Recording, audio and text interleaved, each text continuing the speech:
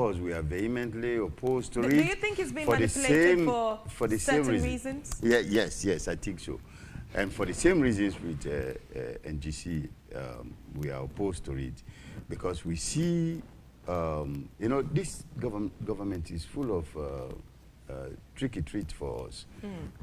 They trick us, they will tell us one thing and they do another thing. Right.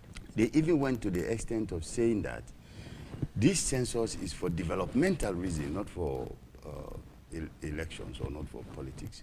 But you know what? If that is the case, why don't you spread it out so that it will go all the way till maybe after 2023? Because what they are trying to embark on now, these are mammoth things we have not experimented with yet, like the technology they want to use. All of these tablets could be attacked and wiped off in a minute. And then what we need to do, like the Americans did in Georgia, they went back to the papers and look at the papers because it was in electronics, it was in papers. So you have to have something to cross-check. But you cannot have technology which we cannot have access to as opposition parties in terms of questioning the integrity. Sorry, is that the usual process that the opposition party yeah, have access to the we have to technology? question the integrity of the process by itself. having access to the technology that is going to be used. Oh yes, in fact, to the tablets. We have to vet the technology itself, and we have to be satisfied with it. And our position that it has to go along with the paper trail. It's very, very, very important. Let us take politics away from this. Let us talk about development. Let us stop this scaremongering and fearmongering, right? That somehow it is because we are in governance and that is why we're trying to push out right such bills and practices to be implemented. Bottom line is, and this is the fact of the matter. Look, we are in governance now. We will have to be in opposition someday. And if we're talking about expunging Part 5 of the criminal libel laws, it is for us, again, when this party will be in opposition. If we're talking about best practices at local governance level, it is for us, again, when we would be in opposition, because that day would come. And so what we're talking about and what we're trying to do, right, is about public service. We have done those consultations. The feedback is quite clear as to what people want in those communities, same as in 2004. Over 70% of respondents, stakeholders, are demanding a change and a transition, right, from a partisan politics to a non-partisan one. Right? Look, ultimately, if the essence, right, of being in political parties is about public service and listening to people and making sure you do what they want, right, then that is what we should be talking about. NGC is in favor of the census being conducted properly and not rushed. Because there are steps that you take for a census. We don't see the reason for the hurry, because a census is a critical part of the development process. It does inform all the development plans and projects that you have to take. So you don't mess with it. And you don't do it under any kind of duress of time, and you want to run before the elections start, you know. So it's become suspicious. And I've told you that there's lack of trust now. And we believe that the census, we need to give time for for instance, the cartographic mapping to be done properly. Yes, they say they're going to use technology, but you know, technology fails even in the Americas, so you have to marry the two, you know, and you have to employ the right people. You don't have to rush. We know that they already have people that have been engaged in census before, but now you're introducing tablet technology and that sort of thing. You have to train them, you have to do this. We are not against the census, but we are against the way it is being rushed on us. Why not give it time to mature? But the argument is that, you know, what we don't like is everything that was done by the last government has to be done by us. We're not moving. We're running on the same spot. Everything that was done before was bad, so we are going to do it. And we're not seeing the same thing with corruption.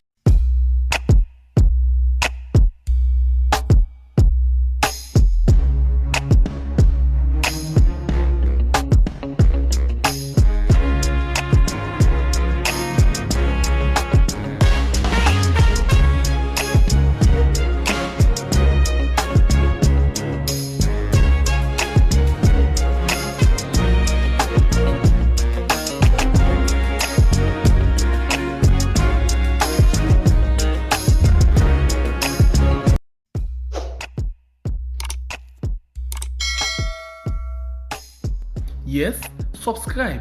You always dey watch we program them, but you not subscribe yet to we channel. All wetin you get for do, press this red subscribe button, and then you come over here and press this bell. To the bell option, press this one with all. E don done. E no get for cost you anything. When you do this, na sign for show say you dey support we for make we do more. Thank you for we don help we for share this program. Yeah, God bless you.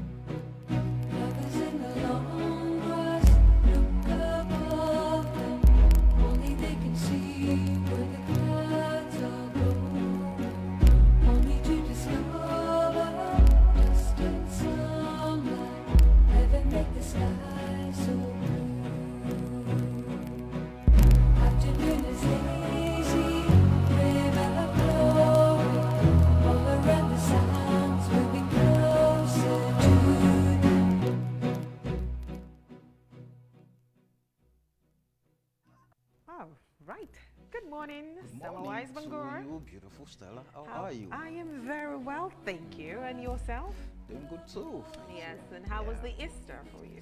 Well, you know, unfortunately, we don't have holidays. We always have to be here to ensure that we do what we do best, because we have almost every Sierra Leonean looking up to this set of people called journalists, so that they can always be informed to make better decisions at the end of the day. So holidays are not a They're not thing for us. at all. But of course, you did find a way to sort of enjoy the break. You definitely must have found a way to do that. Well, yeah, because I was not in suits. I was in jeans and t-shirt, but I was still around the office. I know. Right.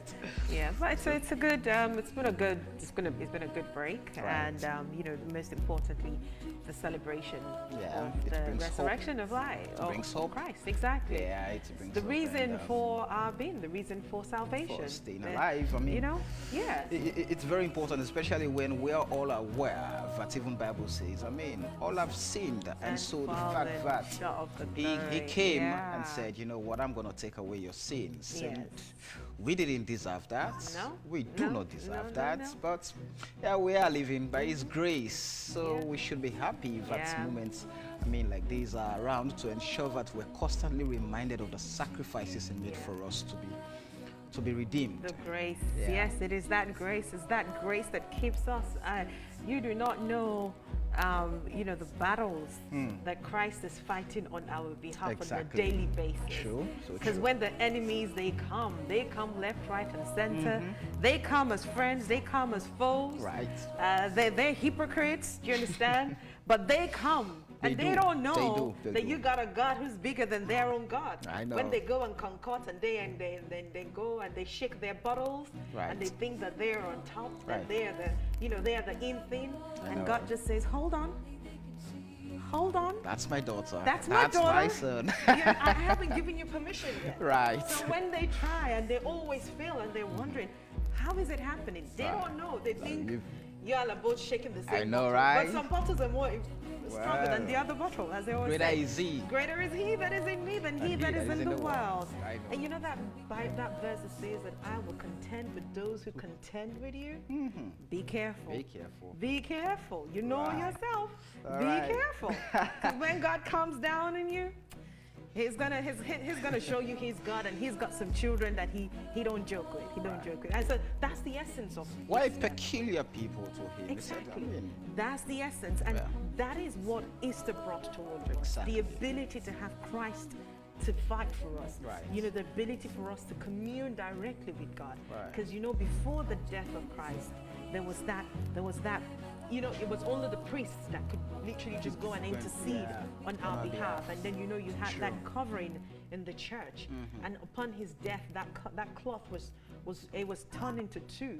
And we just now had direct contact with God. I mean, and that there's means no intermediary. Exactly, no intermediary. So now he you know, like when you say you have that personal experience with God, so we have to be very thankful to God for sending his child. And you know, God could have just woken up one morning and said, you know what, I'm done with these people, I'm going back to heaven. But he decided to stick it out, stick it through. So, and that's the reason why we're here today. That's the reason why we have this unseen covering. That's why we see he's fighting those battles. I mean, it's because of a day like Easter. Right. And so be reminded that he is fighting our battles. He said we should not fight the fight of the Lord. The fight of the Lord we should not fight. Vengeance is mine. And so he says, I mean, in the book of Jeremiah, that, wow, I've given you this the authority to do.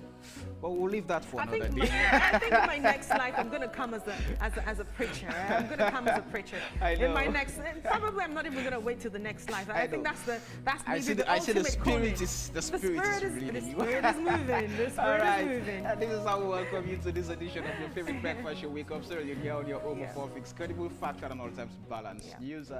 Today is Tuesday, April 6th, 2021. Good morning. My name is Samuel Wise-Bangura. And my name is Stella Bangura. Here's a summary of the top stories. We'll be back.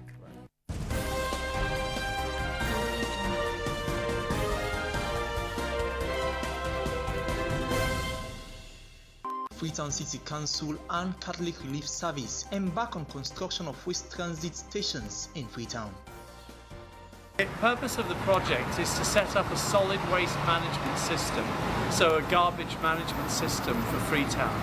I mean, the city does not currently have a solid waste management system, so a lot of the garbage, a lot of the rubbish either gets burned or it gets thrown into the watercourses. This is all about putting in place a modern, sustainable, solid waste management system for the city. The Transform Freetown agenda, we're planning on having these transfer stations operational by the ending of April. As we all know, waste is a big problem in the city, and as part of the value chain that we are trying to introduce at the city, we're trying to kind of reduce the amount of time that service providers usually spend collecting waste at the household level to the dump site. So having this transfer station will help them increase the turnaround time. We are pleased with what we've seen so far. I personally requested for this visit for us to see whether standards are met, and of course to see how effective will be the use of this transfer station. And so far, from what we've seen from 2 completed stations, we are pleased as a ministry and of course as a government. Well, as one of our clusters speaks, we are to see how we can improve sanitation in the Freetown municipality, not just Freetown municipality, but the nation as a whole.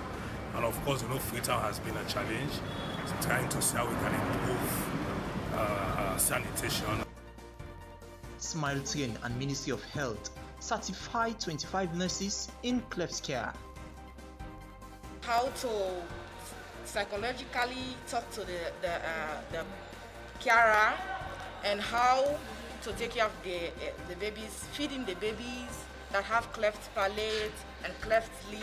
This is a very, very good approach for nurses because we save lives. And we are the best people placed in the hospitals to save lives. And training us, adding more knowledge to us, will give us a better pace for us to do a very good nursing care for our patients. The defect they had before can be corrected, that hearing defect, loss of sight, poor feeding, but every emotional stress with proper management can be corrected and the person will be like any other normal person in the community. I will start by sensitization in the community, in the workplace, give a hope to people. We are not just training only the nurses. We also have training coming up with biomedical engineers, those that sharpen the instruments used in the surgery. We also have training for some surgeons who will leave Sierra Leone to other West African states to learn how to do cleft. And government launches onion project in Kaine district. Governments spend so much on the importation of their bags. They spend so much money. So we want to transform that money into other things, not just for import yabas. We able to grow yabas in this country for feed the country, not for normal yabas where they put from overseas. That yabas we not use chemical in the put for. We don't know how they grow. But the one where they grow now is more healthy for we than the one where they import.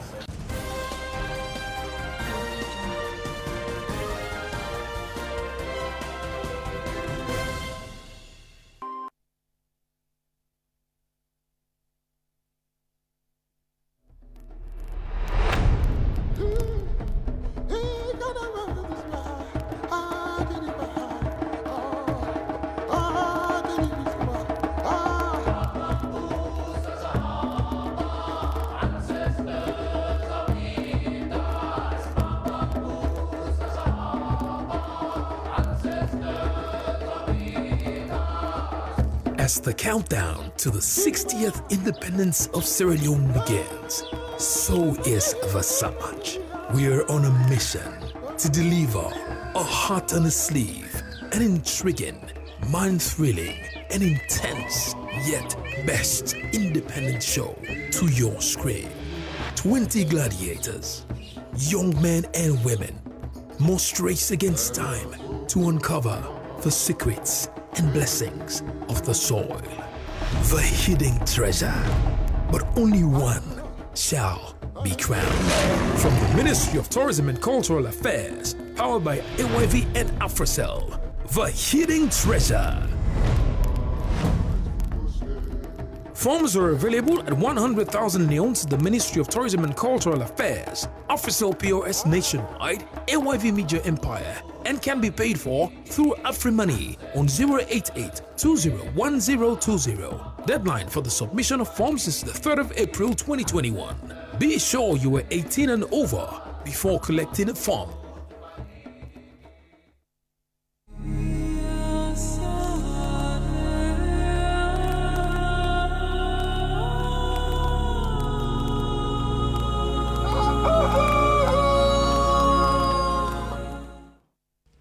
Welcome back. The show is Wake Up Sierra Leone here on AYV Television. That was a summary of top stories from our primetime news, followed by few commercials.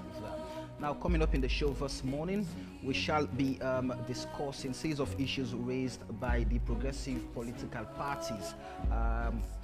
And those of us who followed the concerns that has to do with the midterm census, the cyber crime bill in Parliament by the government, and so we shall exclusively be looking at those concerns raised by those political parties this morning.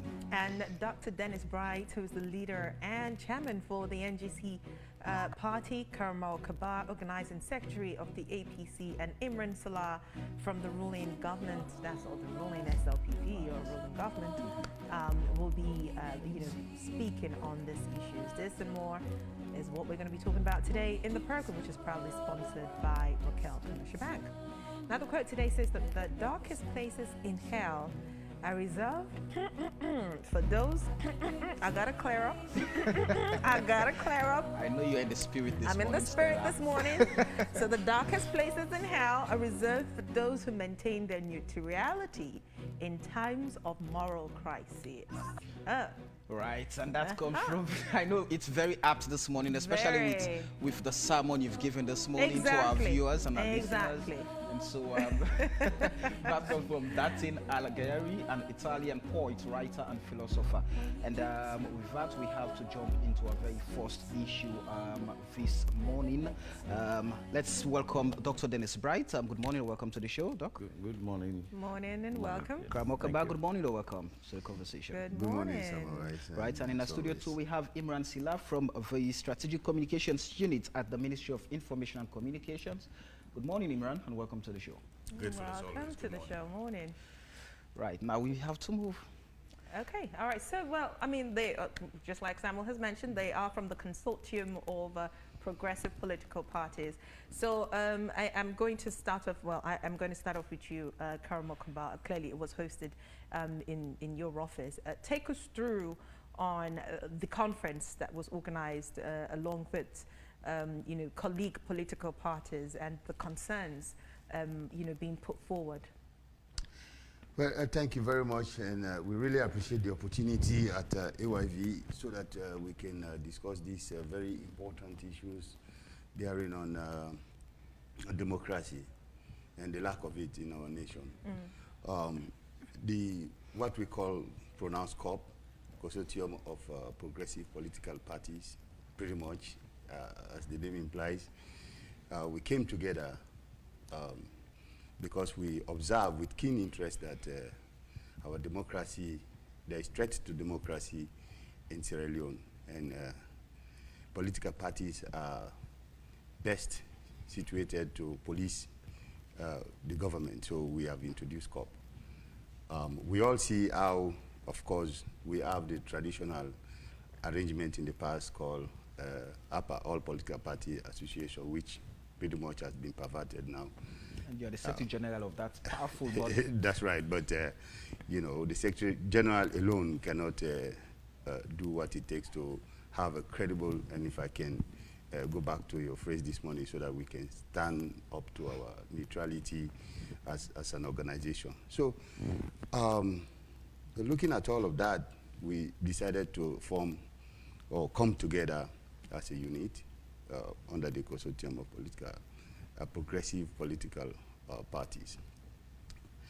Amongst many breach to democratic process or maybe the rule of law, at the head of all now is the local council, the attempt to, or the process to eliminate or to remove political parties from local council arrangement.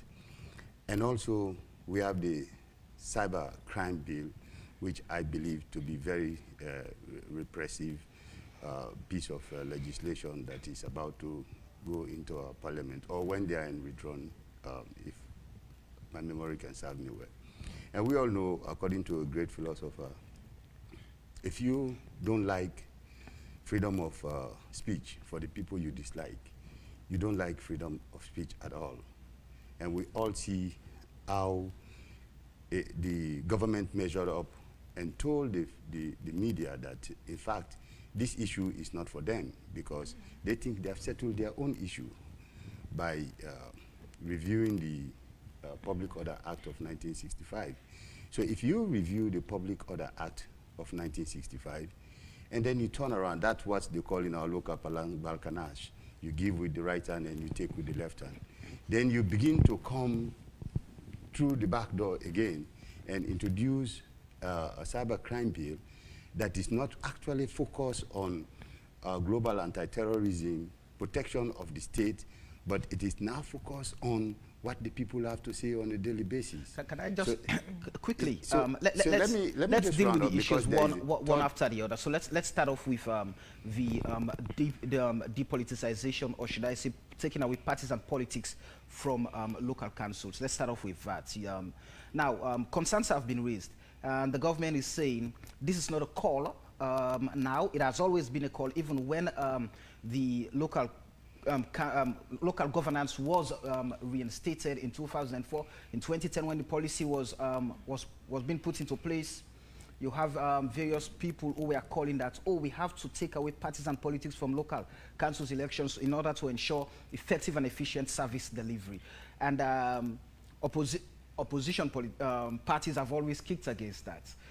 The APC then kicked against it when former President, late President Kaba was in power.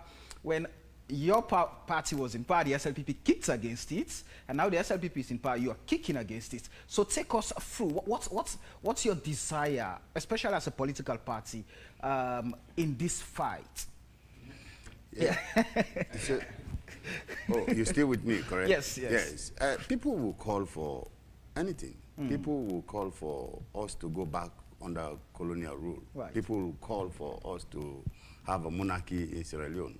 And people have called for us to have a prime minister, so which means we should actually be subjected to the head of state of the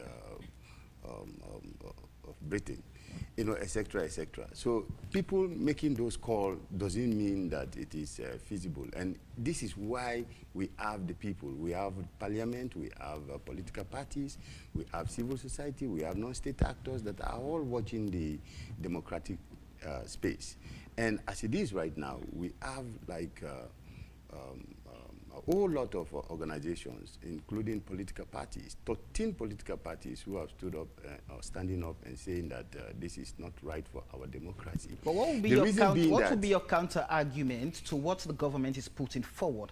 That already they're saying the political space, different councils being headed by opposition parties, like the APC, for example, they will be starving under the APC regime. We heard about the Bo council starving. So now taking away party politics from those councils, would that not urge government to disburse, to allocate needed revenue for effective and efficient service delivery, which we all are calling for? That in itself is not true. What is real that we should now be afraid of is where, you know, there is this maxim that you don't bite the hand that feeds. Right. Now we are going to have a local government that is supported by central government, and they are going to call the shot on, as to who is going to be councillors, district chairmen, or city mayors. So if that be the case, and you now are installed by the central government, what would you do? You are going to go by the dictate of that central government. And let me tell you, Samuel Wise, how can we even trust a government with such insatiable appetite for power and wants to acquire it not through the ballot box, but by any means necessary? And we all see how the parliament was bastardized to install a speaker of the house that did not get vote from the people of the Republic of Sierra Leone. We all saw how parliamentarians, 10 of them were removed from parliament, and the judiciary was somewhat influenced for them to stay home today and be replaced by people who were not voted for. We also saw how 68 parliamentarians were molested and beaten and thrown out of parliament. We have seen all of these things, and you know, this government cannot even stomach the fact that powerful councils, district councils, city councils are run by opposition parties. For example, Freetown, Bombali, etc., etc. And just when we finished the elections, what happened? They jumped on the mayor of Freetown in all kinds of crude ways. And now, in spite of all of their racial and bigotry epithet-filled GTT, what they have seen only is to misinform or misinterpret or take the mayor's position out of context, who is now fighting after observing that national government has been tribalized, Agencies have been tribalized. People have been sacked because they are not part let's of... Keep let the, me let's learn. keep, I know, Let I'm coming me back to learn. you People shortly. have been I just sacked want us to because keep the now conversation they into are now context creeping there. up on the local council. Right. And I just want us to keep the beginning of what they even want. Come on. Let's keep the conversation in context. And let me just bring in Dr. Bright. You were a government minister, and you headed the Ministry of Sport and Youth. And different, according to the local the local consultants who was working on this decentralization the policy 2020. In 2010, he was part of it, and people were calling for them to kick out partisan politics from local councils. But at that time, I mean, there was an agreement that, okay, let's allow independent candidates to run. When APC was in power, the same issue according to him. And now, so the opposition parties have always been against depoliticizing the councils. But when they are in power, that is something they want, that is something they desire. So where does that put democracy in, I mean, especially in incipient states? Thank you very much for your invitation once again here. And once again, we're talking about this bill that won't go away. The point you've made is very critical. In 2004, I was in government. Right. And that was when local governance was reinstated in this country. And there, indeed, there was the discussion, the debate on whether to have a totally non-partisan council, whether it would serve our purpose, or we have a partisan council where political parties will take part. And at the end of that debate, the government then, in their wisdom, decided that you can have a hybrid situation in which you have political parties. So anybody who wants to go on a party ticket will have the possibility of doing so. And for those who probably, for one reason or the other, would not like to associate with a party, they have the possibility of going in as independent candidates. And it was found out to be a very wise compromise that was made in that debate. But your question is, why is it that when parties are in opposition, that's when they kick against it? They kick against it. Right. But the corollary is important. Why is it that when they get into office or power, they insist on having non-partisan? It looks a little bit, I'm sure... it's British paranoia, so... Yeah, it's almost paradoxical. But why is it that when they are in government, they want to remove political parties? Now, let me tell you, they know that they would not remove politics from the local governance, because that would be a non sequitur. I mean, this is about politics anyway. So politics will not be removed. But what they want to do is to remove political parties from the game. Not their own political party. Maybe it would appear as if all the political parties are removed, including the SLPP. But the party that is in power has tremendous control and influence and authority and resources that they would use to bring to bear on what is happening at the local council. Now, let me tell you, it is hypocritical for people to say we're removing politics so that development would happen. There's nowhere you don't have this politics now. Politics has invaded every aspect of our society. Everybody knows that the next Swazi election has to be contested with that kind of divide between the political parties. They will influence them. We saw that in the last regime. And it is also happening now. If you go to Belgium, they'll tell you that a lot of their problems are infested with this kind of political divide between the two big parties. If you talk about market women, students' elections, some people even say Some churches are even infiltrated by this APC, SLPP kind of thing. So it's not as if they're going to, by the stroke of a pen, they're going to eliminate politics and everything is going to be pure and developmental. That is not the case. When you say but it will give absolute control over the party that is in power. How?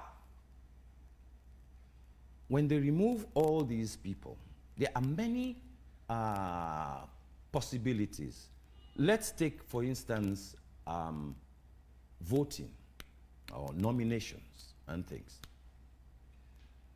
Let's imagine that you have 15, 20 candidates for a particular position. Right. You see the point I'm making? There comes a time when you have to do some kind of shortlisting or elimination. Now, who decides on the criteria and who implements that? It's got to be a government agency and influenced by the party that is in power. But so what we are seeing here is the possibility of the mayors, the chairmen of or chairpersons of councils, and any number of councillors being installed indirectly by the party that is in power. But what we're seeing here, which has been a main concern, is that there has been a friction between the central government and the local government. That's right. Where in instances where you see certain local governments are starved of the necessary resources and funding, and you see politics overrides the development of those communities or those areas. Isn't that a legitimate concern that all should pay attention to? My dear, what we have to stand up to is the truth, and everybody needs to do what they're supposed to do.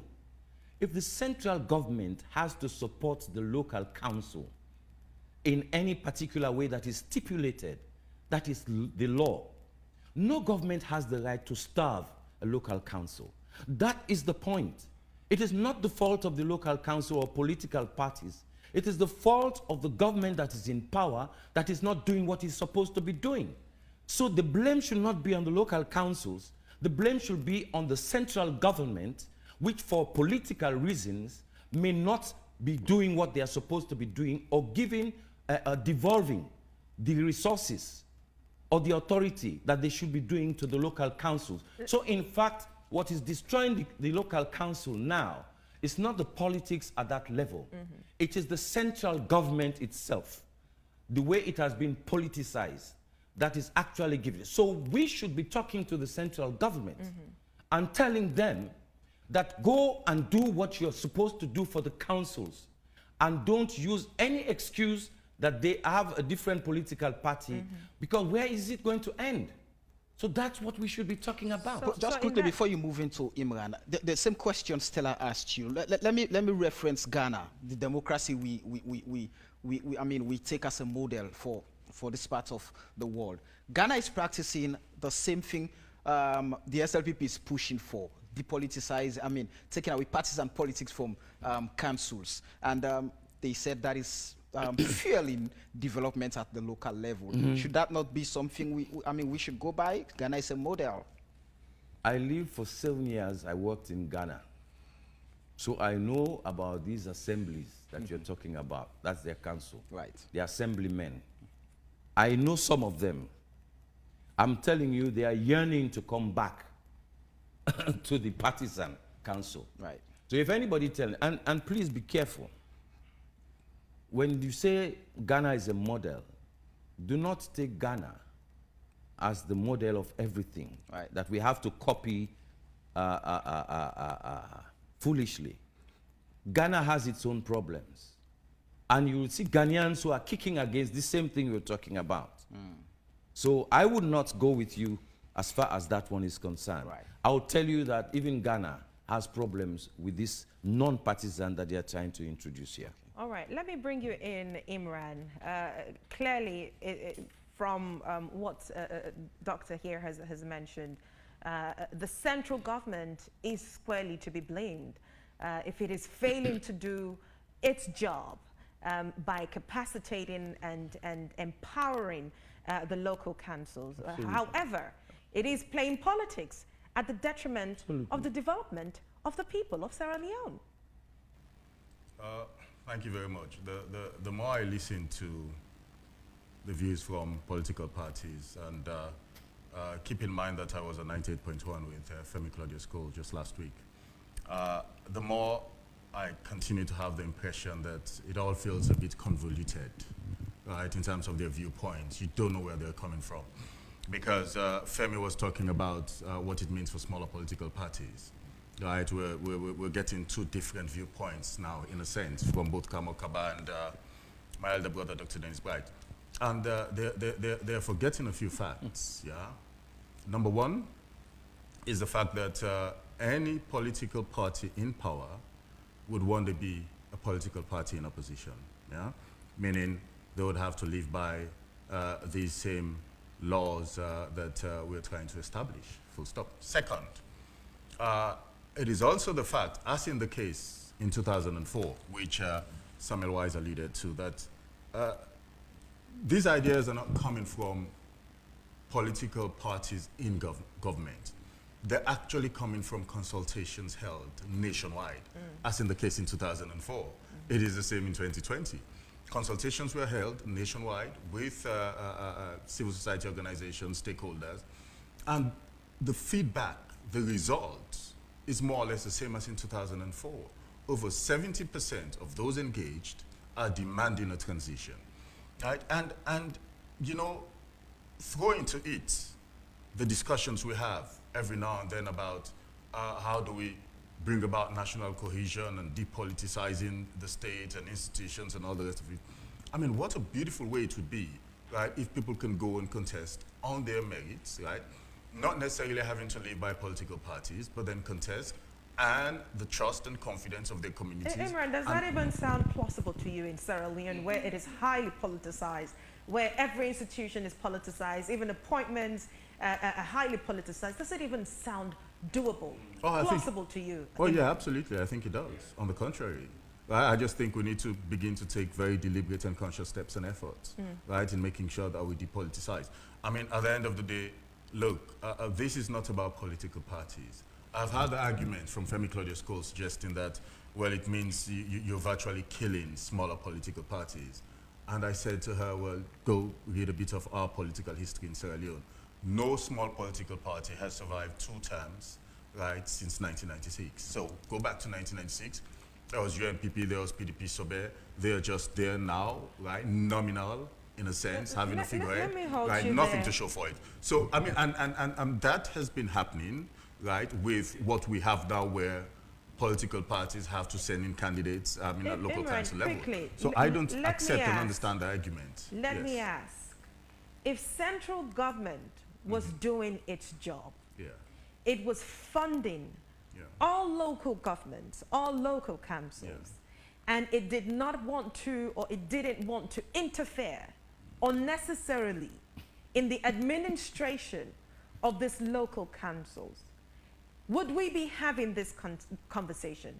And I use the Freetown City Council as an example, where this is the capital city. It is being held by the opposition, but from 2018 up until now, we have seen, the people of Sierra Leone have seen the back and forth between the council and the central government.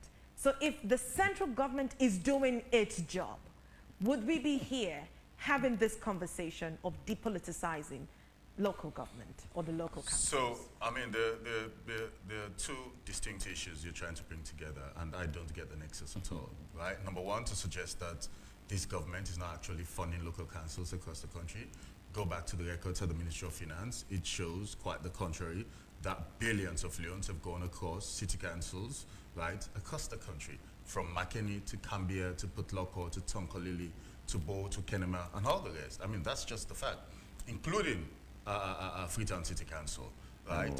And so I don't understand why you would try to suggest that to mean that somehow, I mean, those councils are not being funded, and that is why we're bringing forward, I mean, this act. Second, and that's very important. Purpose quickly, please. Second, can we agree that there was a time that the Freetown City Council was starved of revenue funds. Well, I don't Even the Ministry of Finance had to step in to provide funds for a particular period of time. Can we agree? This is open knowledge now. Can we agree that really did happen? There's nothing to agree about because I know what those facts are. I mean, for a start, right? So if you go back to the Ministry of Finance, you would clearly see that monies have been transferred to the Freetown City Council, right, on a constant basis. Yes, I agree that, like in every ministry, department, and agency, including mine that I work in, right, there have been delays from time to time, but we eventually and ultimately get those monies, right, which have been budgeted for and accepted by the Ministry of Finance. Number one. Second, you raised an important point about the Freetown City Council. Now, I would have accepted, right, that narrative had it not been for the fact that we have had audios from Ivan Akisoya, right, been going very tribal and all the rest of it. And look, this is something, right, that is at the heart of what, I mean, some of the back and forth have been between the Freetown City Council and the central government, particularly the local government ministry, that has the responsibility as provided for by law to supervise the Freetown City Council and all Imran, let me take you away. I mean, let's come back to context. Just quickly, you spoke about Femi Claudius Cole submitting that this move will kill smaller political parties. Sierra Leone's democracy is very fragile, very young, incipient. And if you take away partisan politics from the stage that it's been nurtured, is that not obvious that you want to narrow the political space? That you just, as a ruling party, you just want to grab every part to yourself? I have a feeling that we should be saying. So, I mean, look, something on let us look at what the facts are, right? Unjaded by opinions, yeah? The fact of the matter is, smaller political parties suffer a natural death. In any case whatsoever, go back to 1996 and check the records. UNPP, PDP, SOBE, and all the rest of it, they have suffered natural death, and they haven't gone beyond 2 election period, yeah? The NGC is yet to fulfill that prediction. I mean, I don't know, right? Because it's the newest political party alongside the C4C. Let us see what happens after 2023 going forward. Right? And so it has nothing absolutely to do with depoliticizing, local councils. I think, look, if we sincerely, but look, contained in the report, in terms of feedback, right, based on the consultations done nationwide, is the fact that communities are suggesting and advocating that they have been underrepresented. Just quickly, before bringing in Dr. Bright, Dr. Bright, I know you want to come in, but let me seek this clarification, Imran, before Dr. Bright comes in. The issue of consultation. Yes. These political parties are crying that they've never been consulted with. The C4C, the NGC, even the APC. So that is a decision by the ruling party if we're to go by what they are submitting. Yeah. Secondly, Imran, we've seen, like Dr. Bright mentioned, student politics, say students' union election, for example, at the 3 constituent colleges of the University of Sierra Leone. Let's use them as a case study here. Black versus white. It's always APC versus SLPP. I mean, the white cap versus the black, it's always APC versus SLPP. That's a fact. That's not a myth. And either if the APC is in power, it can always influence the outcome, of those elections. The SLPP is in power, always influencing the outcome of, those elections. We've also seen similar accusations, even in the commercial motor drivers union elections, the market women elections, and it has always gone to the way the party governance wants it to go. So is this not what you want to also use to say, to just control the entire governance structure of the state? Because when you have the central, you control the central steering, you want to go again to those vehicles that facilitate development and control them as a party. Look, truth of the matter is, no government can control every single local council across the country, right, for as long as it is in governance for. It's just impossible, yeah? And I'm yet to see one example. You can try as hard as possible. It happened in the previous administration. Former President Escoma tried as best as possible. Certain district councils, he couldn't get under their control, and I mean, that's just the nature of politics. Because we are part, right? we are SLPP councils, but now you want to take the APC, no, but the SLPP, the NGC out. That's just the nature of politics. Second, second, I mean, I don't think, look, let us take politics away from this. Let us talk about development. Let us stop this scaremongering and fearmongering, right? That somehow it is because we are in governance and that is why we're trying to push out, right, such bills and practices to be implemented. Bottom line is, and this is the fact of the matter, look, we are in governance now. We will have to be in opposition someday. And if we're talking about expunging Part 5 of the criminal libel laws, it is for us, again, when this party will be in opposition. If we're talking about best practices at local governance level, it is for us, again, when we would be in opposition, because that day would come. And so what we're talking about and what we're trying to do, right, is about public service. We have done those consultations. The feedback is quite clear as to what people want in those communities, same as in 2004. Over 70% of respondents, stakeholders, are demanding a change and a transition, right, from a partisan politics to a non-partisan one. Right? Look, ultimately, if the essence, right, of being in political parties is about public service and listening to people and making sure you do what they want, then that is what we should be talking about, so and less so isn't it about quite politics. convenient then that now that the SLPP is in power, it is now suddenly championing this call by the people of Sierra Leone? Look, isn't it quite convenient now for you? Look, there's not, I wouldn't say it is convenient. I think it is necessary.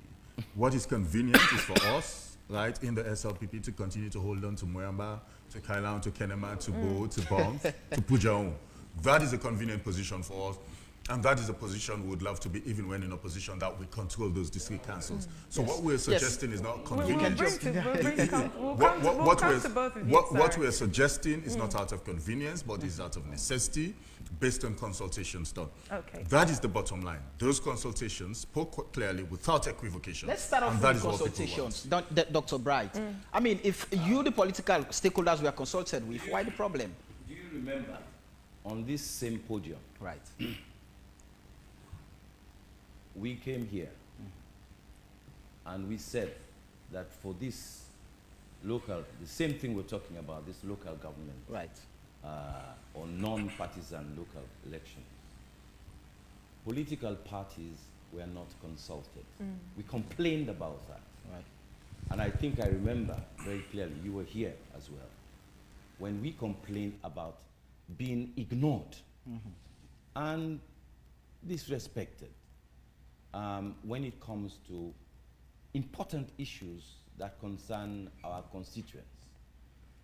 And so we didn't see any reason why political parties could not have been consulted as stakeholders when you are considering eliminating them from the political space at local level. So we were very angry with that. And I think we used several media to express our disgust with that way of being treated. Okay, fast forward now. We come to the cybercrime bill. Yet again, political parties were not consulted. And he was just talking about consultation. They had to go all the way to Parliament to get it passed, for Parliament to send them back to come and do proper consultations and include political parties. This came from Parliament. Now, when he is insisting on consultations, what he's talking about is selective consultations. They know who they consult and they can get the result very quickly. They have these people on their address list. They can send to them, put them together. They have their civil society organizations. They have their political parties that they have formed. They have their APA. They have everything that they need. So they can put it together very quickly and organize fake consultations. And our opinion is that this is actually interfering with the democratic space. This is really reducing the democratic space, Because everybody that they consult is just saying aye. You know, it's just like in Parliament now. They don't vote secretly. All those in favor are aye, aye. And all these little things are eroding the rights and liberties that we have from the Constitution of Sierra Leone. And we are trying to express that. I'll give you an example. Go ahead. When Parliament sent them back with the cyber bill to meet with us, we raised a few concerns, and I think we all agree now with the Ministry of Information that it is necessary to take a second look. And we are now cooperating because they've now given to us the bill itself for us to study. And there are very, very important things that are going to come up for us to enrich the bill itself so that it becomes useful and timeless, like he is saying now. But when you have fake consultations on every issue, you are destroying democracy. This is the point that we are making. I can tell you now that we are working hand in hand now with the Ministry of Information. How? Because now they are ready to sit down with us and we're going to talk about it. Because we believe that that bill does not belong to the SLPP. That bill is for a law that will govern the lives of Sierra Leoneans, that will protect Sierra Leoneans, including us in the opposition. So we have a stake in these things, and we need to be consulted. What we are moving towards now is gradually, incrementally moving towards so much erosion that we're moving towards a one-party spirit. I was just going to ask if you feel threatened by these moves of whether, the political space is going to be closing on you guys. Did you hear him rubbish smaller political parties as if they don't represent anybody?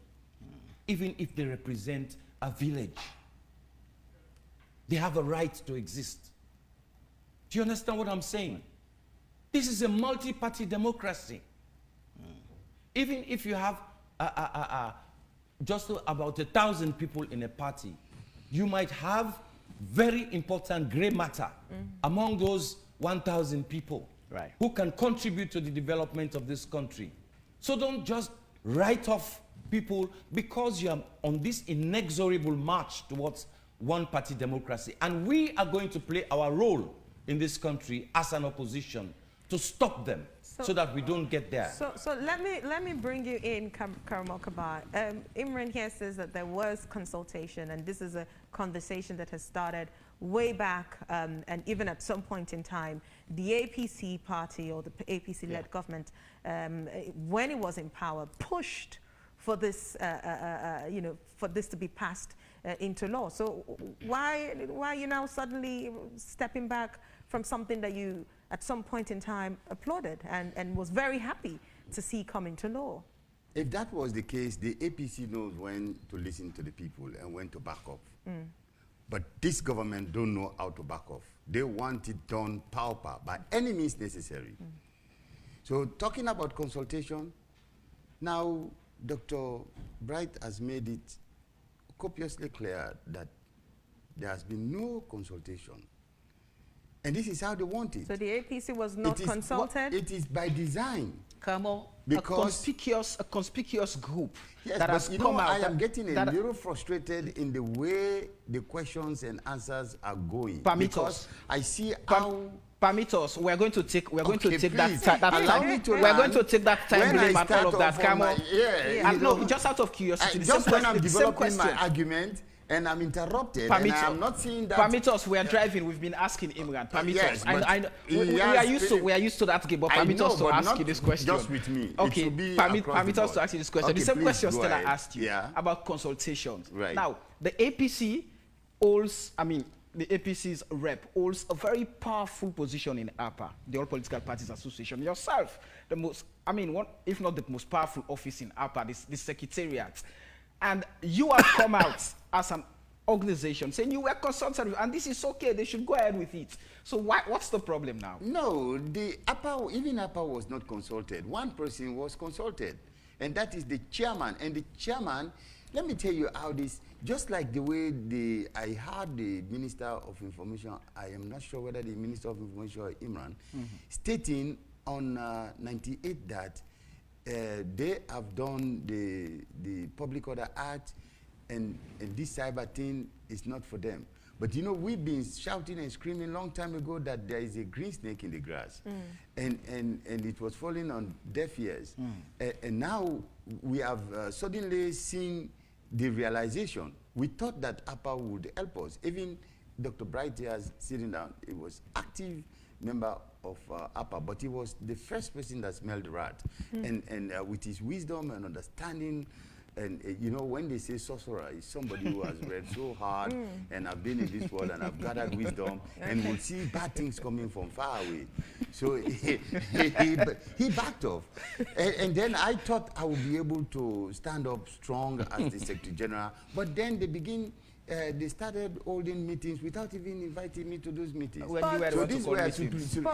No, they don't. They don't even call me. You should summon the meetings. Well, thank you. If I am supposed to summon the meetings, and the chairman is not asking me to summon meetings, and he's picking, cherry-picking handful of political parties who are into this survival arrangement, and they are like anti-mod politicians. They go there, whatever comes into their pocket, they make big proclamations and announcements that APA is saying this, APA is saying that. But we know this is how 13 political parties could come together and do the surreptitious movement and stratagem of the SLPP. What are the major political parties that have come together in this consortium? Behind their insistence on grabbing power and by any means necessary. What are the major parties that have come together in this consortium? The major parties that have come together, the only one that is not here is the SLPP. So because we have APC, we have C4C, we have NGC, and many more political parties. And I feel sorry that... so the SLPP is the only party not Mr. Imran a part of it? I'm sorry? The SLPP is the only party not a part of it? The SLPP is the major. RUFP, sorry. Okay, major. Yeah. Okay, so let me then ask, this local government bill, I will call it bill, would still have to be tabled before Parliament. Yes. Right. So if all political parties, or the major political parties that have representation in Parliament, where then does Parliament come in kicking out this bill that clearly, as you all have mentioned, is not in the interest of the people of Sierra Leone? Quickly, you will answer, and then Dr. No, I will let him answer that, but I just want to let you know that you heard him saying that in Parliament now is high, and it is done. And because in the beginning, they have done it again by power means, by any means necessary to ensure that they have that edge over all other political parties as far as simple majority voting is concerned. So and they have the paramount chiefs and other, this is how they do it. So if we allow this to go into Parliament in a very simplistic manner, they will go against the Constitution itself, that brought about the existence of political parties and their functions in Section 35, subsection 1, and also in Section 11, subsection 1 of the Political Parties Act 2002. So these are the fear. So I know let's hear his experience. The very first danger is when a government in power ignores the stipulations of the Constitution that it owes its existence to. Now, the Constitution of Sierra Leone clearly states that political parties can participate in elections at 3 levels: presidential, parliamentary, and local. The Local Government Act, too, guarantees that. And so does the Political Parties Act of 2002. That is a canon of legislation.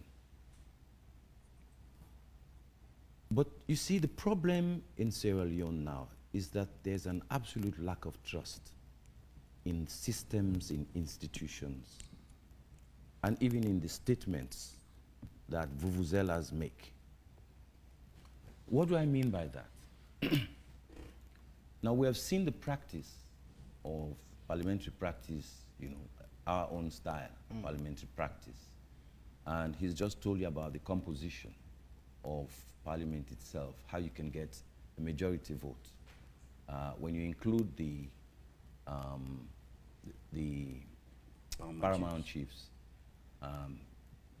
Paramount chiefs normally, and I think there's some kind of convention that paramount chiefs will have to vote with the government that is in power.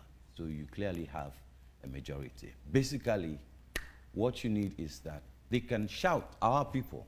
We have 4 members of parliament, very vocal, but we can shout all we want. All they need to do is to get this thing to parliament. And then all those in favor say aye, and you can hear the noise, and that's it. The ayes have it. With your experience as a government minister, Dr. Bright, yes. Is this not a safe or smooth ride for the SLPP? This is a policy. Does it have to go through parliament? It's a it has gotten cabinet approval as a policy, which means it's out there now for implementation. No, well, there's a difference between policy and law. Yeah. Legislation is binding, policy isn't. You understand? Legislation is binding not only on the government today, but beyond the life of this government. Policy belongs to this government. And this is a policy, the yes, decentralization yes, policy. It belongs to this. But if you want to give it teeth, all right, you want to give it permanence and strength, then you take it to legislation. All right. So that's the problem. So why are we so worried about these things going to parliament? There is like something like a mad rush with some of all of these things. It's the same thing that we've noticed, you know, with the cyber crime bill. Why are they in a rush? What are they rushing towards? The same thing with this local government. We have been talking about this, all right? They called us once. That is when we insisted that we did not hear anything about it. People as the chairman got the minister to come and meet us and talk about it. Not to consult, but to present the policy to us. All right? And he presented, in fact, it was on that day that we saw, you know, Doctor, let me ask this question. Yeah. Then, at this point, of what relevance is the Ministry of Political Affairs if we seem to be having these political issues, political parties feeling like they are not a part of the governance system in Sierra Leone? Of what rule? I mean, what are they supposed to be doing? Where do they come in discourse like this? Doc, can we give you time to think about that question? No, I don't need time. All right. In other words, we have to go for a news summary, and when we come back, you respond. All right, okay. Thank you.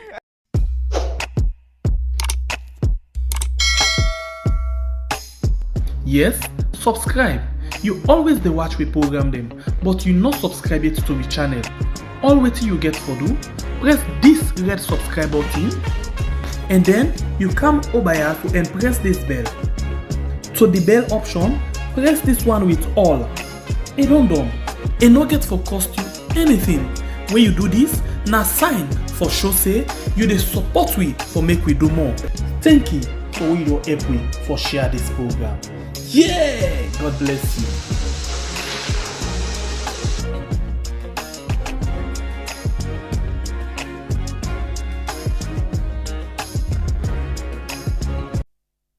Welcome back. This is Wake Up Sierra Leone. We have with us here still Imran Silla from the government, Karma Kabar from the APC, and Dr. Dennis Bright from the NGC. So before we took that news summary, I asked a question regarding the work or functions of the Ministry of Political Affairs. Where do they come in matters like this?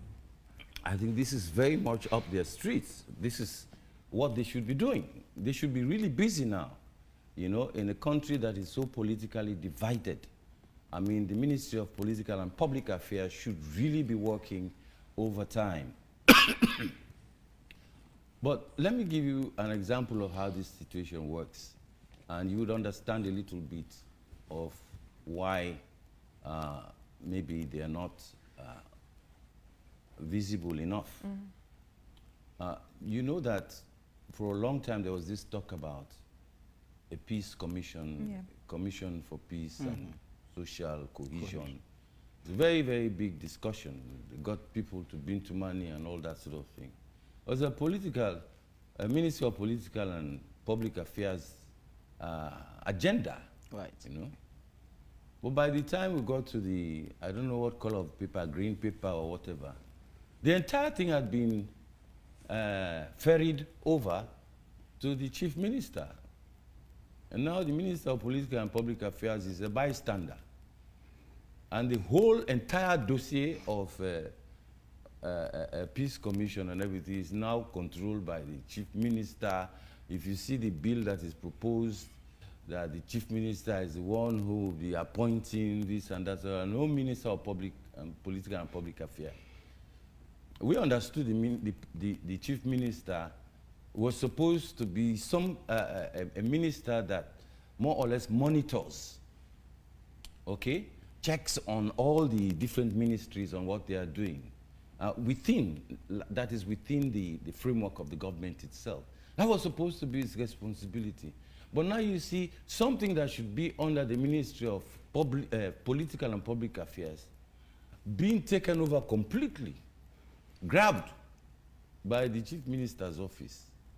This is exactly what is happening. So if you ask me, is that the case here with regards to this issue, from consultation with political parties on the cybercrime bill to that of depoliticizing a local council elections? Is that the same if I was thing here? there, if I was in that ministry and I see that I cannot do my job, my bulk of my job is taken over and taken by somebody, do you think I'll be overexcited?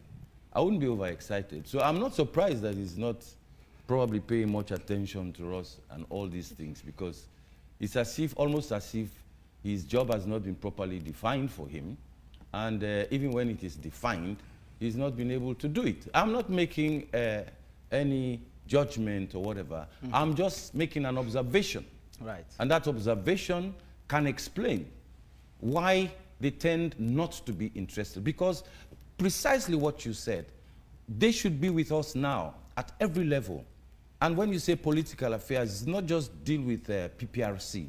He should come down, he should be with us now, talking about these issues. And when we complain that we're not being consulted, we are very important, we're not consulted, he should be the one who should be among his colleagues, telling them, please, if you want to run with this policy, with this bill, please check out the political parties. They have their say, and let them have their say.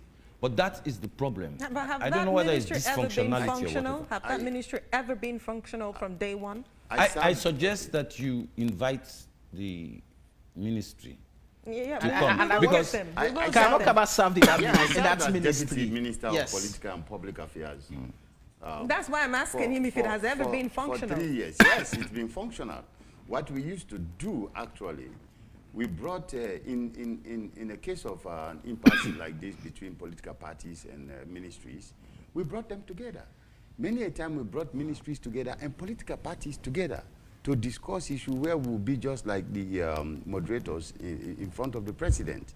We have done it several times. Even when we started the Ebola issue, and there was this sentiment in the Southeast that APC brought Ebola upon Sierra Leoneans, we championed that to bring all political parties together.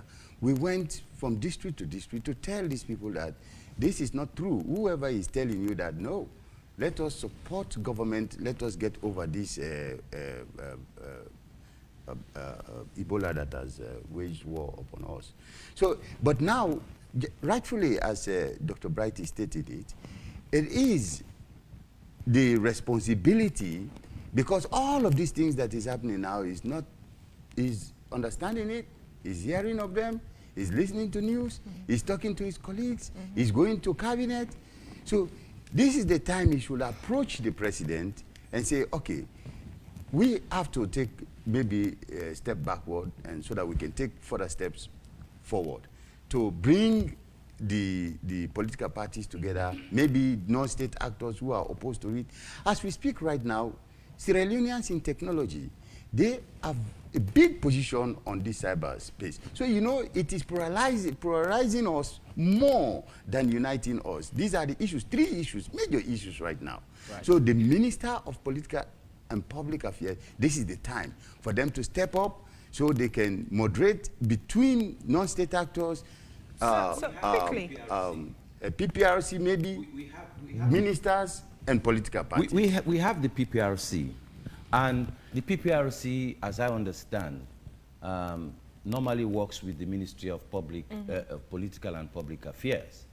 But it's as if the PPRC is now left as the convener, or permanently the convener, to get us together.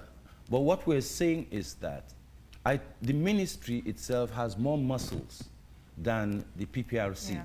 And just like Karamo has just said, in situations like this that are getting to this point, you know, where there is so much acrimony being developed, right or wrong, he could step in probably directly to the president and say, President, let's take a look at this again. Let's take a second look at it again. The point I want to make here is, I don't like the kind of reflex that this government has developed, that anytime you say no or you oppose them, they think that you want to derail them or you want to destroy their program. Anytime you oppose anything, they don't come and dialogue. They come and defend and sometimes attack. You hear Imran talking about convoluted and that we don't, as if we don't understand anything. We are nitwits, we don't understand what we're doing. You know, that's their style. They come and present you as if you don't know what you're talking about. That's how they present you to the people. And they know everything. So what I'm saying is that the role of the Ministry of Political and Public Affairs is crucial, especially at this time when nobody can deny that there is serious political tension and divide in this society. As you've just mentioned now, Karamo, you mentioned there are 3 issues. The other issues we haven't spoken about is that of the mid-term census. Correct. Is the NGC opposed to the holding of this mid-term census? And why? The NGC is in favor of the census being conducted properly and not rushed. Because there are steps that you take for a census. We don't see the reason for the hurry, because a census is a critical part of the development process. It does inform all the development plans and projects that you have to take. So you don't mess with it. And you don't do it under any kind of duress of time, and you want to run before the elections start, you know. So it's become suspicious. And I've told you that there's lack of trust now. And we believe that the census, we need to give time for for instance, the cartographic mapping to be done properly. Yes, they say they're going to use technology, but you know, technology fails even in the Americas, so you have to marry the two, you know, and you have to employ the right people. You don't have to rush. We know that they already have people that have been engaged in census before, but now you're introducing tablet technology and that sort of thing. You have to train them, you have to do this. We are not against the census, but we are against the way it is being rushed on us. Why not give it time to mature? But the argument is that, you know, what we don't like is everything that was done by the last government has to be done by us. We're not moving. We're running on the same spot. Everything that was done before was bad, so we are going to do it. And we're not seeing the same thing with corruption. So is the NGC suggesting that the census be pushed a year or 2? We think so. We think that there are other items on the agenda that we need to fulfill, you know. I mean, I think there are certain things that we give priority. We give priority, for instance, to the civil registration.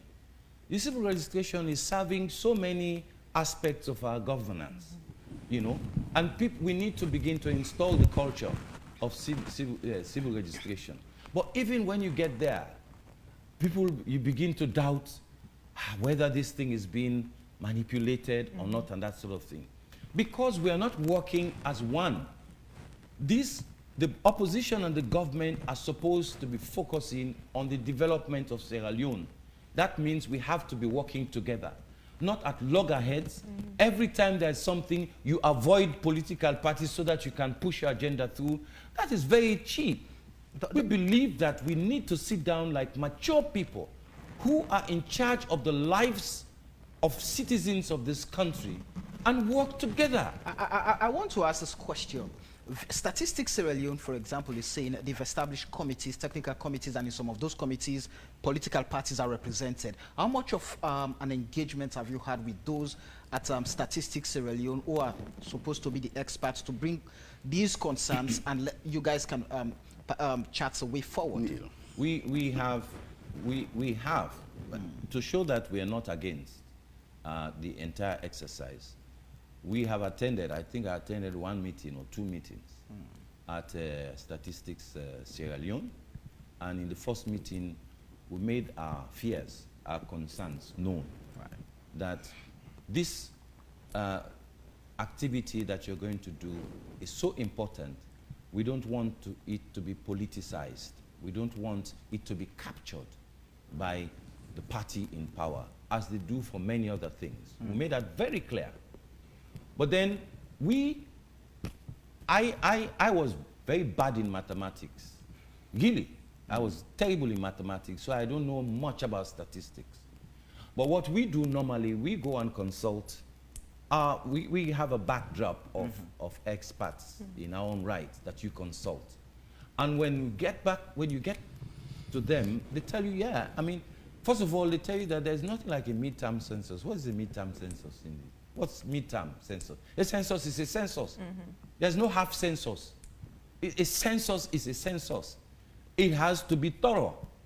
Because if it is not thorough, then the results you get are fake. And that's the justification being put forward, that you know, the 2015 census was flawed. Is the APC opposed to the census, and why? Of course, we are vehemently opposed to it. Do you think it's been manipulated for certain reasons? Yeah, yes, I think so. And for the same reasons with NGC, we are opposed to it, because we see, you know, this government is full of tricky treats for us. They trick us, they will tell us one thing and they do another thing. Right. They even went to the extent of saying that this census is for developmental reasons, not for elections or not for politics. But you know what? If that is the case, why don't you spread it out so that it will go all the way till maybe after 2023? Because what they are trying to embark on now, these are mammoth things we have not experimented with yet, like the technology they want to use. All of these tablets could be attacked and wiped off in a minute. And then what we need to do, like the Americans did in Georgia, they went back to the papers and look at the papers, because it was in electronics, it was in papers. So you have to have something to cross-check. But you cannot have technology which we cannot have access to as opposition parties in terms of questioning the integrity. Sorry, is that the usual process that the opposition parties have access to the technology? We have to question the integrity of the process by itself. By having access to the technology that is going to be used. Oh yes, in fact, to the tablets. We have to vet the technology itself, and we have to be satisfied with it, and our position that it has to go along with the paper trail. It's very, very, very important. How many times have computers been attacked, or even the computer get virus or something happens to the computer? So if they are not willing to do those things that we said, and they have to make it very clear that this census, because you know what, they have a catch-22, which is the caveat, and that is to say that the NCR, they can now update their data what will come from from census. So suddenly, when they rush this now, in the mad rush that they are embarked on now, when they rush it, when that time comes, in terms of updating the election data, they will utilize it. And that time, we have no strength now, and they will go up and down, jump over there and there, and they will use powers to update with the statistics. They would have gathered the data that they would have gathered. Is the APC afraid of its own shadow? No, we are afraid that... Is the APC afraid of its own shadow? We know what happened with the 2015 census that brought about the delimitation of two new areas. So is the APC afraid that this is exactly what is going to happen because this is what the APC did? That is not our argument. We believe in our census, and it was done consultatively. Should we say now we should have midterm census every 10 years? No, it is not doable. It is economically doesn't make sense for us to be spending $6 million on census at midterm. For what?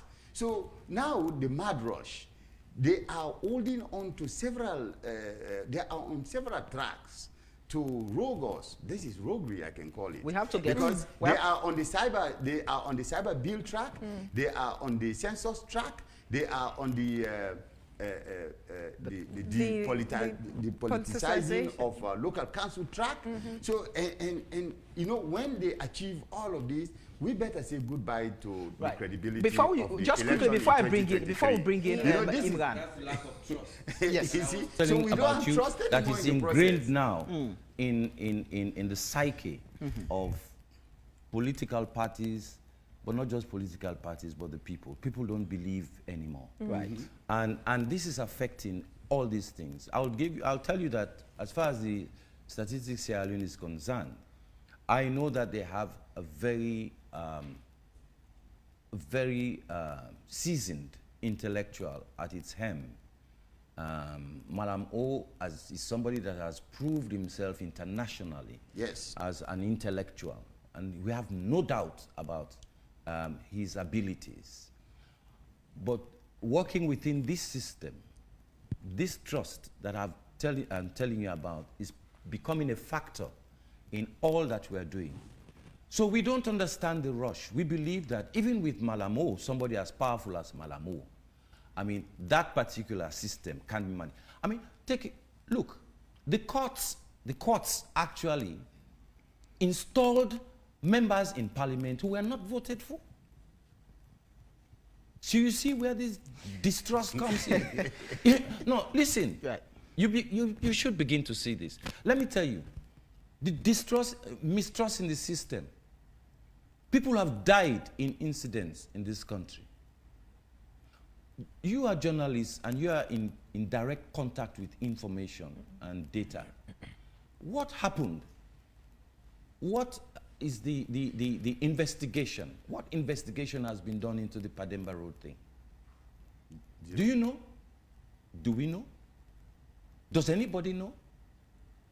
You come in the 110 just after this. constituency 110, where everybody saw that they were destroying ballot boxes and everything, in the presence of the man who's now been elevated to the head of police. Has any investigation been done on that? This is how people begin gradually to lose trust in the system they live in. And you don't trust anything that they do or say anymore. And we have been fighting, we have been talking about the hardship in this country since October of 2018.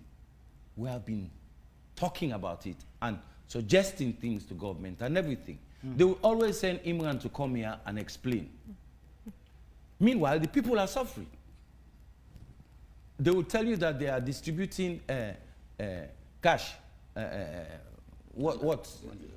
stimulus money package to people. Yeah, but stimulus package is for this is for the pandemic. What are the measures that we have taken to address you know, the hardship that is wrecking the lives of people, destroying the morals of our country seriously, and reducing the dignity of people? What really have we done for that? Let's give those are the real questions. Yeah. So Imran, you have heard both Karma Kabar and Dr. Dennis. Is this a rushed process? Shouldn't this be pushed a year or two to allow the process to be well vetted by the political parties, to allow ensure that this is done thoroughly? Because we do know that 2015 census came along with its own fair share of challenges and errors, which hopefully this census should be able to correct. But is the timing right? And why the mad rush? Well, thank you very much again. A lot has been said. It's nearly half an hour now since both Dr. Dennis Bright and Kamokaba have been talking on issues, yeah, and a lot has been said. So please allow me, right, to piggyback on the local government bill and then transition to the issue I mean you've raised. Firstly, can I just make the point on the local government issue? Look, I mean, I think we are doing what I think the people have asked us to do, right, by way of consultations being done. This government has always been consulting, and we will continue to consult political parties also. I mean, I simply sense that, you know, you have big egos, right? I mean, political parties, and they should take it as a compliment. I suspect what they're asking for is more egos to be massaged. Yeah, constantly, and so we will continue to do that. But we take exception to that. The fact of the matter. What do you mean by egos being massaged? As political parties, and I have to make my point. No, I did not interrupt. This is the point. There's no dialogue. There's no dialogue in Sierra when you have statements like this. I need to be protected. Okay. I need to be protected. Massage my ego? Okay. I need to be protected. No, I take that back. I did not mean individuals. You have to take it back. Of political parties. Okay, that's nonsense. Go ahead. 1 minute, The point is, what do you mean? Right, we continue to consult, yeah, and I think that's the natural way to go for a party in governance, which is to consult. And we're going to see a lot more consultations going forward. I mean, the issue on the issue on the cybercrime bill. I was in Parliament on that day, together with the Honourable Minister Mohamed Ramanswai, and I listened to the conversation in Parliament from members of Parliament, including members of NGC, C4C, and the All People's Congress. Interestingly enough, at that stage, it was quite clear that it had gone through several stages to get to the well of Parliament for those final discussions before approval. And what they said has to be reiterated here. Number one, they thanked the minister and the ministry for the work done so far. They commended them for their efforts up until that point. They were asking, right, that more consultations be held, which should include members of Parliament, because they are the natural, what should I say, contact for their constituents. Yeah, they would like to take the bill back to their various constituencies and help the ministry, right, to disseminate and engage at that level. And so we took that very seriously. It is coming from Parliament that consists of other political parties, yeah? And they have a sacred responsibility. And so we have come back. The minister has been consulting, including Salium Bar Association, civil society organizations, journalists. He has been to Consumer Parliament in Bo. I mean, we went to Makeni, and there were consultations there. He's been to Potloko, and we continue to do those consultations. What we have also done, right, is to make sure that we make the relevant materials. Because, look, I mean, the lawyers will tell you about spirit and intent. Dr. Bright has given a go to, to the ministry in terms of the cybercrime bill that, yes, you've come now, you guys are now having things settled. So that's a go. I mean, the cybercrime, you're now, they are in the process. But they had to go to Parliament to be instructed to come to us. Look, we welcome this debate on the cybercrime bill. Right, we're looking forward to more debate. Right. But we're also saying, right, let people be fully seized, right, of all, not only what is contained in the bill, but also the attendance, what's the spirit and intent, what informed, yeah, the drafters to put the bill together. It was not done in a hurry. This has been going on since 2018, and we could go back to 2011. Can we hold that conversation for after perhaps the final draft based on the inputs that will be coming from the major players, the political parties and all of that? Let's move over to statistics because we have been dangerously chased by time. Yeah, so on one quick note. So we know that when you make commitments, right, internationally, right, you have a responsibility to come and narrow it down right, to make sure it reflects those international commitments made. And so those commitments were made in Malibu in 2011, and this is a follow-through. The previous administration under Ernest Bai Koroma refused to follow up, right, on those commitments made, and that is what we're doing on the cybercrime bill. Now, on statistics earlier, and census, right. Yeah, the census, yeah. It's interesting because I don't get any arguments coming from Kamokaba. He hasn't got the locus, frankly, to talk about statistics and what should or shouldn't be done, because they messed it up in 2015. That has to be established, yeah? And that is why what we have now going forward, right, is all of the partners, right, totally bought into this process. And that includes the World Bank as the major partner, UNFPA, UNICEF, UNECA, right? We also have statistics offices across, the continent. That includes Kenya, right? It includes Ghana.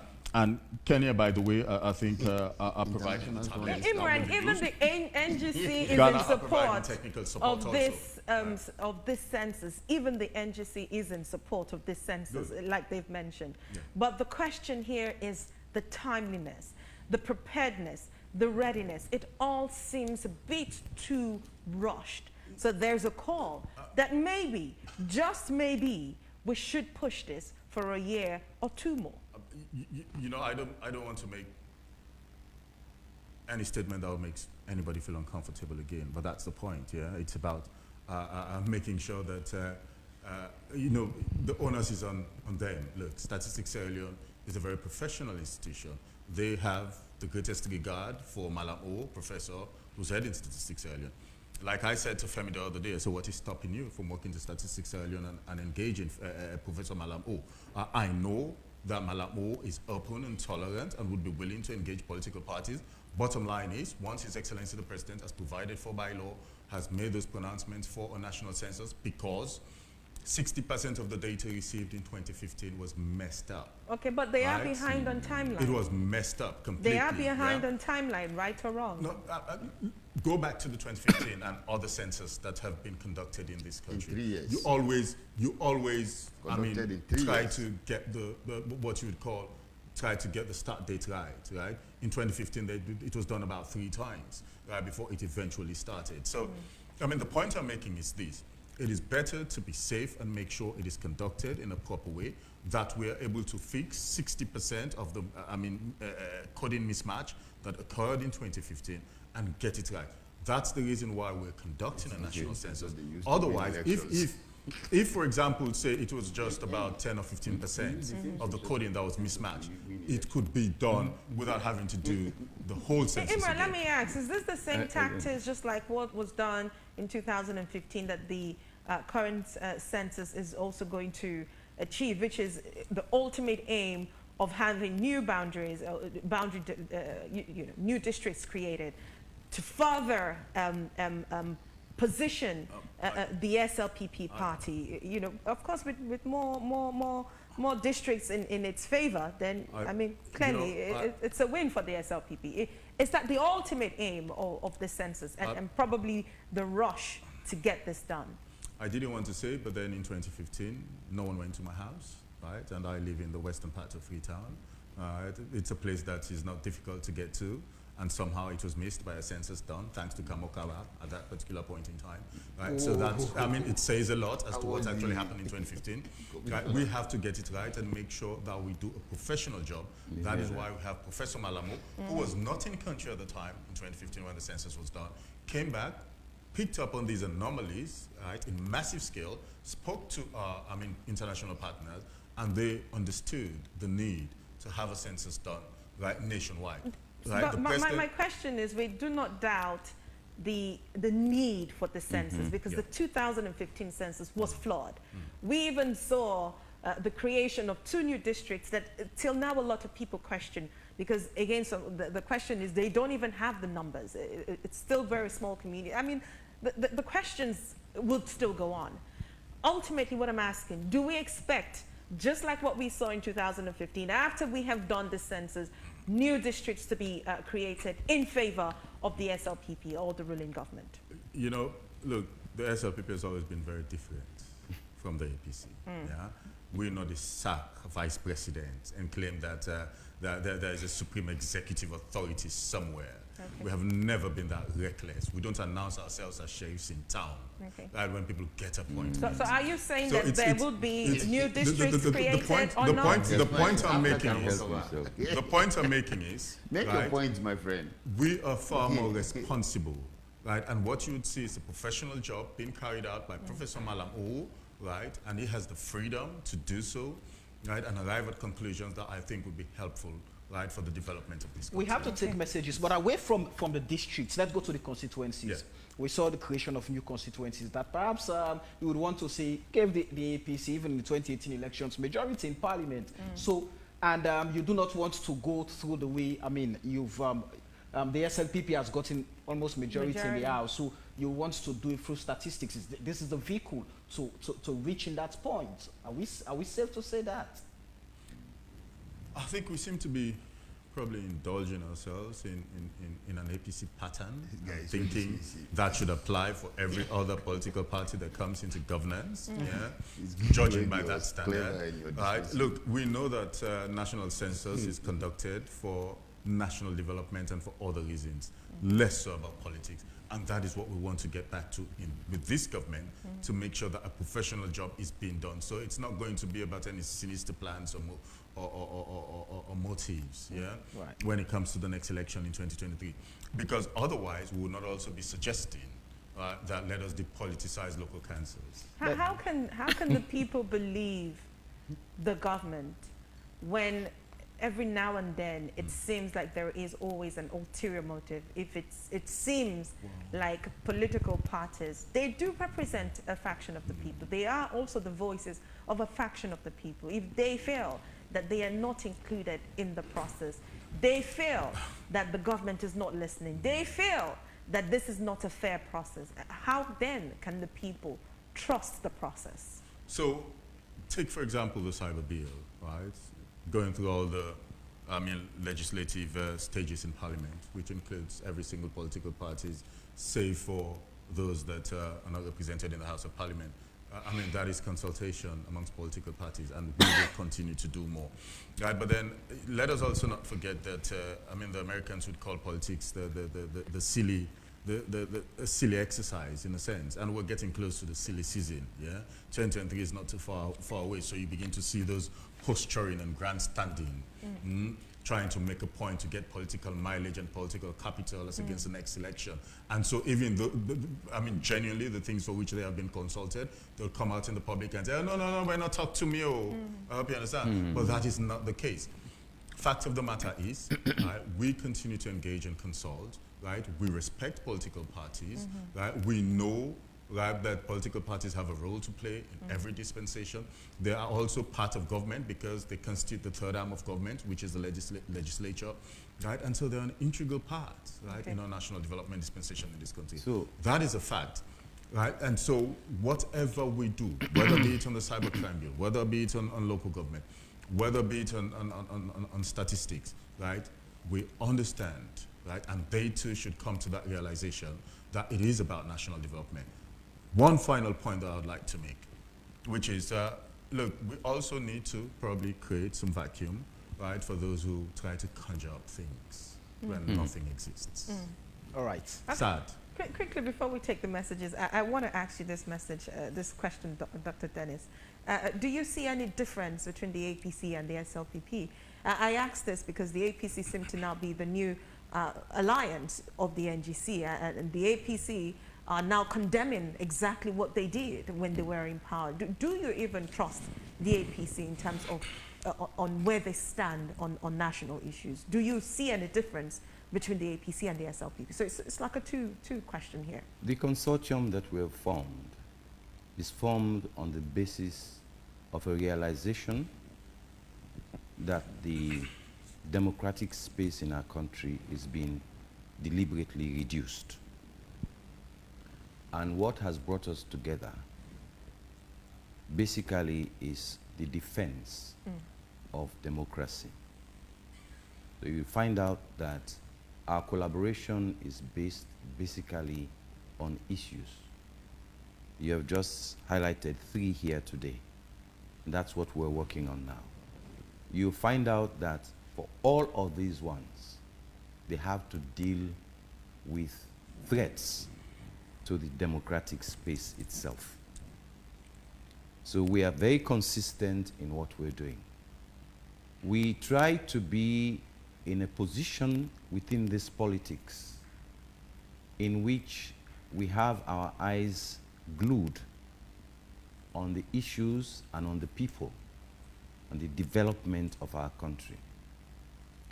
And the age-old controversies that exist between what they call the traditional parties and things, we do not allow them to interfere with our purpose. Now, whether the APC is better than the SLPP is better than the APC, you've heard during our campaign, and Karamok Kaba is very, very much aware of what we said. We are waiting for them to prove us wrong, that they are not the same. Similar. We're waiting for them to prove us wrong. We thought that the SLPP would prove us wrong. But sad to say that in all that we're talking about now, do you notice that Imran continued to talk about how well they were consulting? He did not address the fact that this cybercrime bill, they had to send them back to go and do proper consultations. But he's still insisting that they are consulting. We have so much to talk about in the interest of the people of this country, that if this dichotomy that they have created between the red and the green continues, it is the entire country that is going to sink. So for us, we would propose to be the conscience of the people. We would want to be the conscience of the people. And all we'll be saying we don't attack the SLPP because we hate them. That is the difference. We don't hate the SLPP. They have not done anything to us. But if what they are doing is wrong, we condemn them in the interest of the people. Likewise, we don't hate the APC. But if they're doing anything that is wrong, we condemn them still. And that's the position that we take. We agree that this is very unfamiliar. People are very unfamiliar with this kind of position that we're taking. But I'm telling you that that position is the most logical position that we can take to save our country now, focusing on the issues that are bringing us down and stopping all this. One government wants to stay in power forever. Now they are even talking as if a second term is by law. You understand? All right. Okay. Yeah? And it was no different from the APC. The second term is by law. Okay. And now it's the turn of the SLPP. The second term by law. Let's bring in those people who've been following us and listening to us. Eric, let me say, you're perfectly right, sir. 100% there's a threat to democracy. Reason is the government for the people. There are needs for the people, whereas the government has not been looking at it in any way. No freedom of speech for the people. Then where is the democracy? It's shameful for us, the citizens, to ask the government if democracy is being implemented for the people. Okay, Ishmael Mansouri says the census should not be priority right now. There are more pressing issues the government should focus at the moment. The mad rush for the census and cyber bill is suspicious to the people of Sierra Leone. Amid Mark Kamara is in my view, I believe all political parties must support the present government. We must assist constructively and address all negative speeches. Samuel Senesi says the political parties are not opposing the midterm census in the interest of the country. Countries around the world are working to achieve sustainable development goals by 2030. We are in 2021 and Sierra Leone still doesn't have enough data to create baselines that let alone set targets and measures. Achievement of its SDGs Yet they are asking for the census to be delayed for 5 more years. We really need to remove politics from serious national issues like this. Mystica Maduazaki is saying there is something fishy in the exclusion of political parties in local council elections because the current electoral act made opportunity for independent candidates. If someone did not want to aspire through political party, the person has an option to go independent. The current administration should stop undermining our democracy. Ngoma says, wise. The census at the time, the census at the time cannot anticipate creation of new districts until the census is completed, which outcome will inform further actions as part of planning. Except if you want to say when the APC did the census, they had hidden agenda. Right. We have to take few more because of time. Asan J. Yambo is saying, in my opinion, lack of understanding because the country does not have money to do a referendum, as most of the citizens are in support of independent councils. This manner of partisan politics in councils is one destroying our country, and political leaders know that but because of their selfishness, they don't want it to be independent. PD says, no citizen says that they want the council to be non-partisan.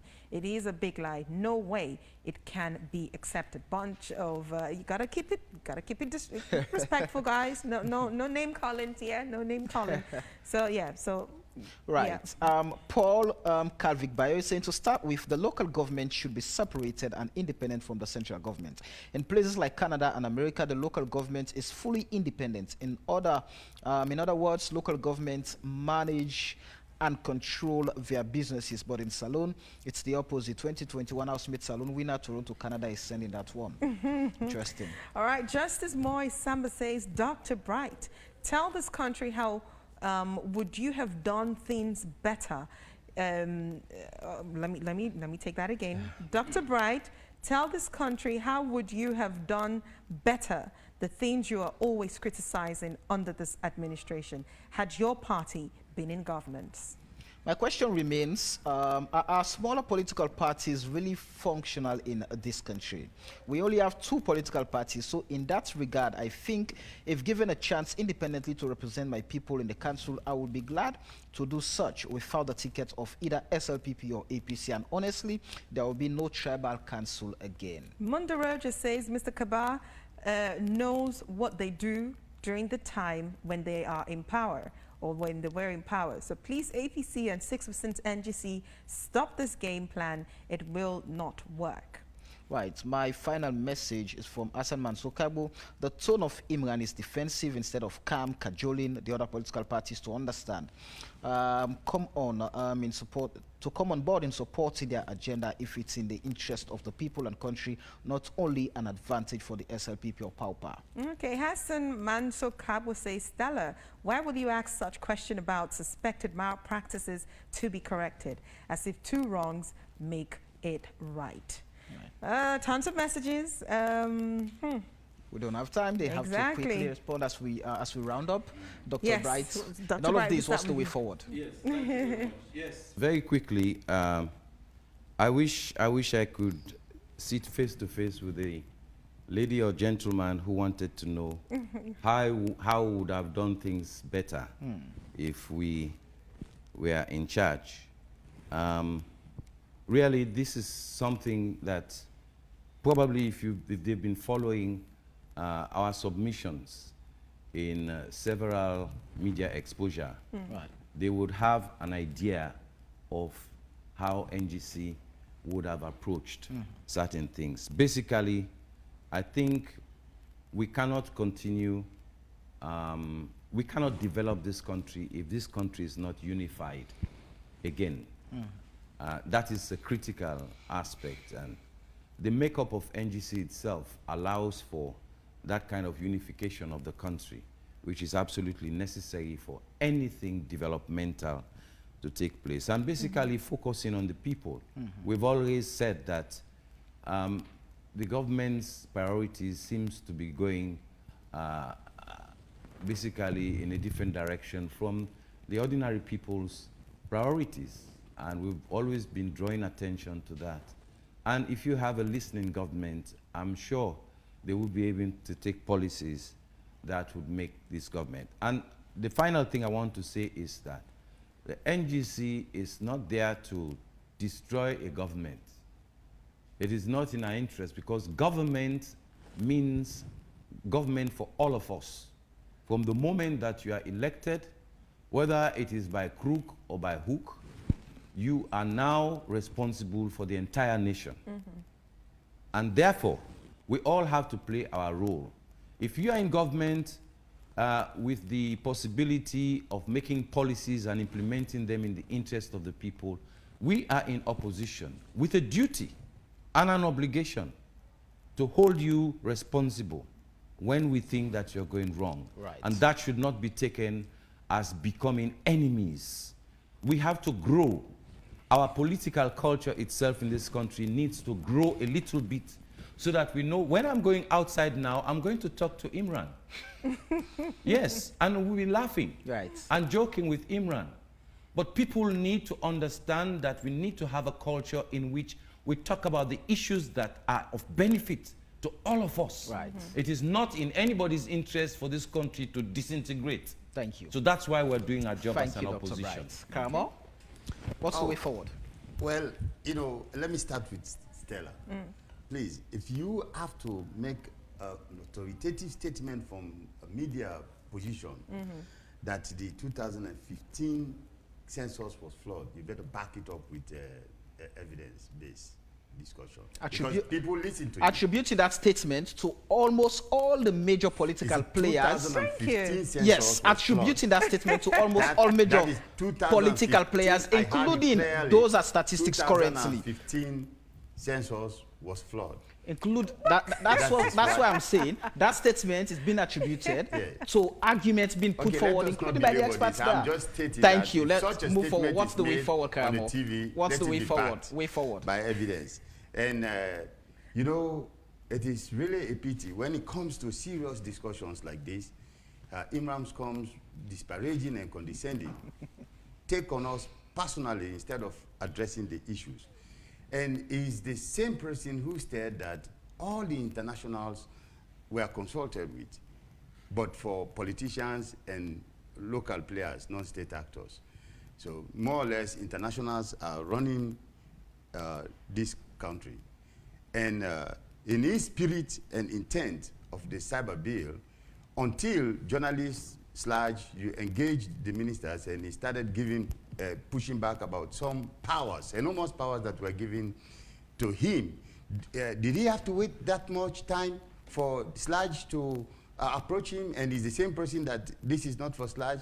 I want to let you guys know that if you give this government the chance, and I believe you use the social media also to disseminate. Even right now as we speak, you are disseminating on social media. And you are going to be sought after even more than the everyday citizens of this country. So this cyber bill is very, very dangerous. It's a green snake in the garden. So we all must go after it together and make sure that we do it correctly. You understand?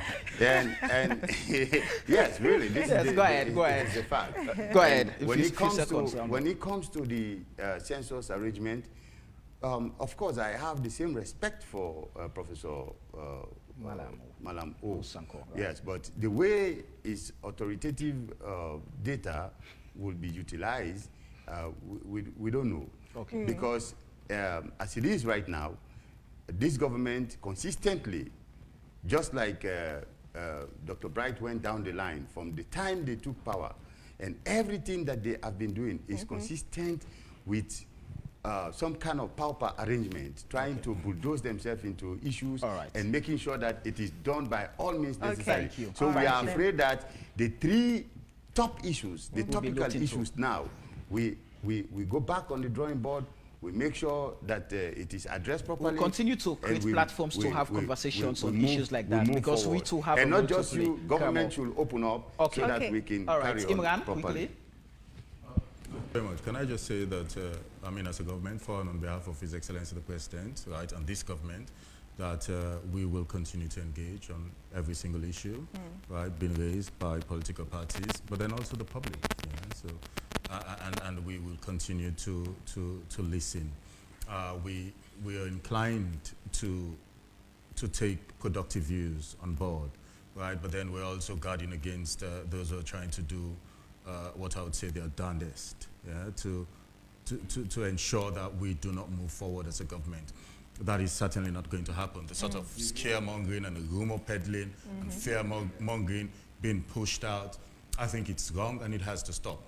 This government, nor His Excellency the President, nor the Minister of Information, neither anybody in government, right, has the slightest intention to put a bullseye on the back of citizens of this country by a cybersecurity law, right? Look, we occupy a land space, right, that has been protected by laws since independence. We are increasingly occupying a digital space that needs to be protected by laws, right? That's just a sensible way forward, and that is what we're trying to do.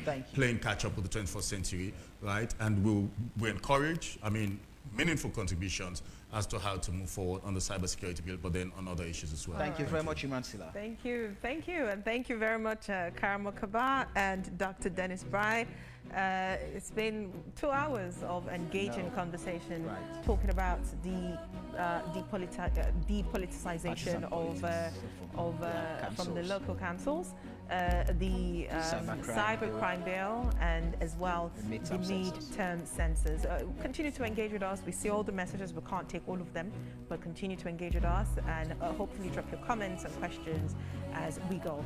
But this is where we now draw down the curtains on the show. We say thank you, gentlemen, for closing the show with us. It's been 2 hours of a great conversation, but from our desk, we say thank you.